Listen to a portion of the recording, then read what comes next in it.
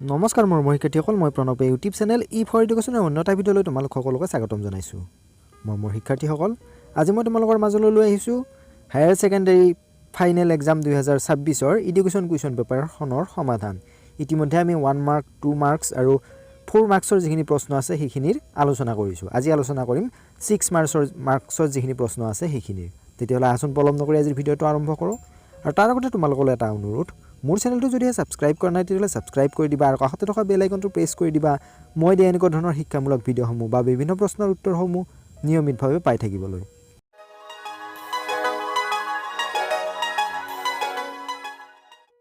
Question number 4A, তলত দিয়া যিকোনো 4টা প্ৰশ্নৰ উত্তৰ দিয়া। মাধ্যমিক শিক্ষাৰ লক্ষ্য সম্পৰ্কে মুডালিয়াৰ আয়োগে আগবঢ়োৱা পৰামৰ্শসমূহ বৰ্ণনা কৰা। মাধ্যমিক শিক্ষাৰ লক্ষ্য সম্পৰ্কে মুডালিয়াৰ আয়োগে আগবঢ়োৱা পৰামৰ্শসমূহ হ'ল, প্ৰথমটো হৈছে গণতান্ত্ৰিক নাগৰিকত্বৰ বিকাশ।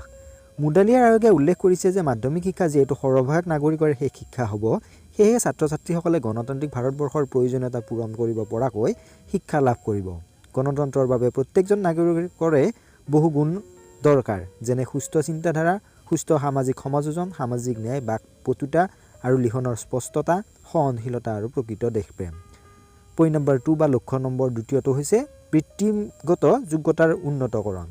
দ্বিতীয় প্ৰয়োজনীয় দিশটো হৈছে ছাত্ৰ ছাত্ৰীসকলৰ বৃত্তিগত পাৰদৰ্শিতা বৃদ্ধি কৰা, কাৰণ আমাৰ ছাত্ৰ ছাত্ৰীয়ে হাতৰ কাম, উৎপাদনমূলক কাম কৰিব নাজানে। ফলত আনৰ পৰিশ্ৰমৰ ওপৰত শিক্ষিত শ্ৰেণীৰ মানুহে ৰঘুমলাৰ দৰে খাবলৈ লৈছে। কায়িক শ্ৰমৰ প্ৰতি গুৰুত্ব কমি গৈছে, দেশৰ সম্পদ কমি গৈছে। গতিকে মাধ্যমিক শিক্ষাৰ লক্ষ্য হ'ব শিক্ষাৰ্থীৰ যোগ্যতাৰ উন্নত কৰা।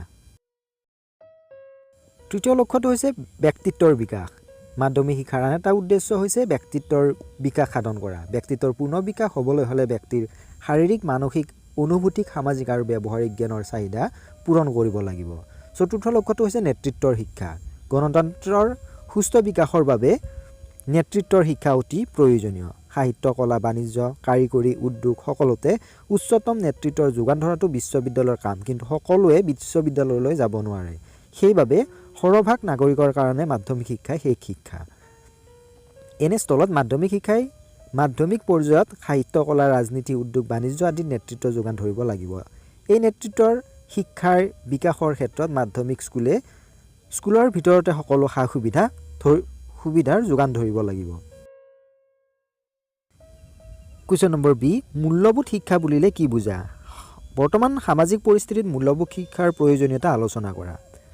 মূল্যবোধ শিক্ষা বুলিলে এনেবোৰ শৈক্ষিক কাৰ্যসূচী অন্তৰ্ভুক্তিকৰণৰ কথা সূচায় যিবোৰে ব্যক্তিৰ আৰু সমাজৰ উন্নতিত অৰিহণা যোগায়। অৰ্থাৎ এই কাৰ্যসূচীবোৰে সমাজ এখনক স্বীকৃতি প্ৰদান কৰাত সহায় কৰে। ই এজন ব্যক্তিৰ সৰ্বাত্মক বিকাশত, অৰ্থাৎ শাৰীৰিক, মানসিক, নৈতিক, সৌন্দৰ্যবোধক, সামাজিক আৰু আধ্যাত্মিক বিকাশত সহায় কৰে। মূল্যবোধ শিক্ষাৰ প্ৰয়োজন আৰু গুৰুত্ব তলত দিয়া ধৰণে আলোচনা কৰিব পাৰি। প্ৰথম পইণ্টটো হৈছে ব্যক্তিৰ ব্যক্তিত্ব বিকাশত সহায় কৰে।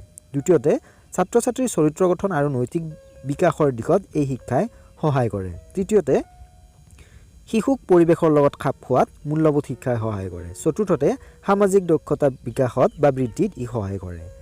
পঞ্চমতে, জাতীয় সংহতি বিকাশৰ ক্ষেত্ৰত এই শিক্ষাই সহায় কৰে। লগতে অৱসৰ বিনোদনৰ বাবেও মূল্যবোধ শিক্ষাৰ প্ৰয়োজনীয়তা অধিক। কুৱেশ্যন নম্বৰ C, শিক্ষণৰ অন্তৰ্দৰ্শন পদ্ধতি কি? অন্তৰ্দৰ্শন শিক্ষণ পদ্ধতিৰ শৈক্ষিক তাৎপৰ্য লিখা। উত্তৰটো হ'ব, অন্তৰ্দৰ্শন শিক্ষণ পদ্ধতি সামগ্ৰিকতা বা তত্ত্বৰ ওপৰত প্ৰতিষ্ঠিত। এই তত্ত্ব মতে শিক্ষণ এক মানসিক বা বৌদ্ধিক কাৰ্য, যি শিক্ষকৰ পৰ্যবেক্ষণ, অনুভৱ শক্তি আৰু অন্তৰ্দৰ্শন ক্ষমতাৰ লগত জড়িত হৈ থাকে। অন্তৰ্দৰ্শন পদ্ধতিৰ শৈক্ষিক তাৎপৰ্যৰ বিষয়ে তলত চমুকৈ আলোচনা কৰা হ'ল। পইণ্ট নম্বৰ 1, ই সৃষ্টিমূলক আৰু গঠনমূলক কাৰ্যৰ বাবে সহায়কাৰী। নিজস্বভাৱে উচ্চ স্তৰৰ পৰীক্ষা আৰু গৱেষণামূলক কাৰ্য কৰিবলৈ ই উৎসাহ যোগায়। দ্বিতীয়তে, ই মানুহক আত্মনিৰ্ভৰশীল কৰে আৰু নিজৰ কাৰ্যত পৰিচালক ৰূপে গঢ়ি তোলে। তৃতীয়তে, এই পদ্ধতিৰ যোগেদি শিক্ষাৰ্থীৰ সুপ্ত প্ৰতিভাবোৰ বিকাশ কৰিব পাৰি। শেষৰ পইণ্টটো হৈছে, ই প্ৰতিভাসম্পন্ন ল'ৰা ছোৱালীৰ বাবে সহায়কাৰী, কাৰণ অন্তৰ্দৰ্শন শিক্ষণত উচ্চ বুদ্ধিৰ প্ৰয়োজন হয়। কুৱেশ্যন নম্বৰ D, বিস্মৃতি কি? বিস্মৃতিৰ 4টা মানসিক কাৰণ আলোচনা কৰা। উত্তৰটো হ'ব, বিস্মৃতি সাধাৰণতে স্মৃতিৰ বিপৰীতধৰ্মী ক্ৰিয়া বুলি গণ্য কৰা হয়। স্মৃতিৰ অৰ্থ অতীতত লাভ কৰা জ্ঞান, অভিজ্ঞতা সচেতন মনত পুনৰ স্মৰণ কৰা কাৰ্য। অতীতত অভিজ্ঞতাৰ পুনৰ স্মৰণৰ অসমৰ্থতাই হৈছে পাহৰণি বা বিস্মৃতি। বিস্মৃতিৰ 4টা মানসিক কাৰণ সম্পৰ্কে তলত আলোচনা কৰা হ'ল। প্ৰথমটো হৈছে আগ্ৰহবিহীন শিক্ষণ। শিক্ষণ অভিজ্ঞতা যদি আগ্ৰহ সহকাৰে গ্ৰহণ কৰা নহয় তেতিয়া সেইসমূহৰ চাপ মনৰ পৰা সোনকালে হেৰাই যায়। গতিকে আগ্ৰহবিহীনভাৱে আয়ত্ত কৰা শিক্ষণ ক্ষণস্থায়ী। দ্বিতীয় কাৰণটো হৈছে পশ্চাদমুখী প্ৰতিৰোধ। সময়ৰ ব্যৱধান নৰখাকৈ যদি দুটা ভিন্ন বিষয়ৰ অভিজ্ঞতা লাভ কৰিবলৈ চেষ্টা কৰা হয় তেতিয়া দ্বিতীয় শিক্ষণে প্ৰথম শিক্ষণৰ স্মৃতি ৰক্ষাৰ ক্ষেত্ৰত এক বাধাৰ সৃষ্টি কৰে। তাকে পশ্চাদমুখী প্ৰতিৰোধ বোলে। ই বিস্মৃতিৰ এক মানসিক কাৰণ। তৃতীয় মানসিক কাৰণটো হৈছে আৱেগিক আলোড়ন। আৱেগসমূহ প্ৰবৃত্তিৰ লগত জন্মলব্ধ। সকলো ব্যক্তিয়ে বিভিন্ন আৱেগ যেনে মৰম, ভালপোৱা, ভয়, ক্ৰোধ, ঈৰ্ষা, হিংসা আদিৰ দ্বাৰা সময়ে সময়ে প্ৰভাৱিত হয়। কেতিয়াবা কিবা বিশেষ কাৰণ বা বিৰূপ পৰিস্থিতিৰ বাবে ব্যক্তিয়ে আৱেগিক আলোড়নত ভুগিব পাৰে। এনে আৱেগিক আলোড়নে বিস্মৃতিত সহায় কৰে। চতুৰ্থ কাৰণটো হৈছে শিক্ষণৰ সমাপ্তিকৰণ। শিক্ষণ এবিধ সক্ৰিয় মানসিক ক্ৰিয়া। ইয়াৰ লগত আন মানসিক গুণৰ দৰে স্মৃতিও জড়িত।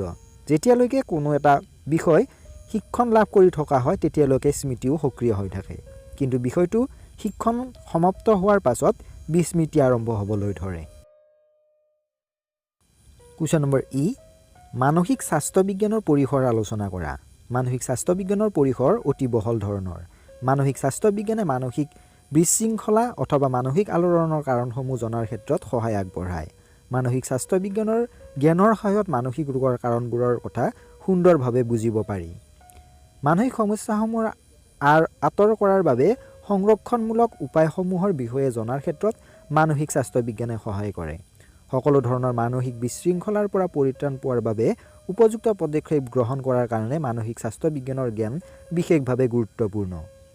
ইয়ে সুন্দৰ মানসিক স্বাস্থ্যৰ গুৰুত্ব উপলব্ধিৰ ক্ষেত্ৰতো সহায় আগবঢ়ায়। মানসিক স্বাস্থ্য বিজ্ঞানৰ জ্ঞানৰ দ্বাৰা ব্যক্তিত্বৰ বিকাশৰ প্ৰক্ৰিয়াৰ বিষয়েও সুন্দৰভাৱে উপলব্ধি কৰিব পাৰি। প্ৰণালীবদ্ধভাৱে ব্যক্তিত্বৰ বিকাশৰ উপায় আৰু প্ৰণালীসমূহৰ কথা উপলব্ধিটো মানসিক স্বাস্থ্য বিজ্ঞানৰ জ্ঞানে সহায় আগবঢ়ায়। মানসিক স্বাস্থ্য বিজ্ঞানৰ জ্ঞানৰ দ্বাৰা সামঞ্জস্য প্ৰক্ৰিয়াৰে ব্যক্তিত্ব বিকাশৰ গুৰুত্ব আৰু প্ৰক্ৰিয়াৰ বিষয়ে জানিব পাৰি। মানসিক স্বাস্থ্য বিজ্ঞানৰ জ্ঞানৰ দ্বাৰা সমাযোজন প্ৰক্ৰিয়াৰ কথাবোৰ ভালদৰে উপলব্ধি কৰিব পাৰি। সুন্দৰ মানসিক স্বাস্থ্যৰ বাবে গুৰুত্বপূৰ্ণ সকলোবোৰ সমাযোজন প্ৰক্ৰিয়াৰ লগত মানসিক স্বাস্থ্য বিজ্ঞানৰ সম্পৰ্ক আছে। সামগ্ৰিকভাৱে মানসিক স্বাস্থ্য বিজ্ঞানৰ পৰিসৰ মূলতঃ প্ৰণালীবদ্ধ মানসিক জীৱনৰ বিকাশ আৰু ব্যক্তিত্বৰ বিকাশৰ প্ৰক্ৰিয়াৰ লগত গভীৰভাৱে সম্পৰ্কযুক্ত হৈ আছে।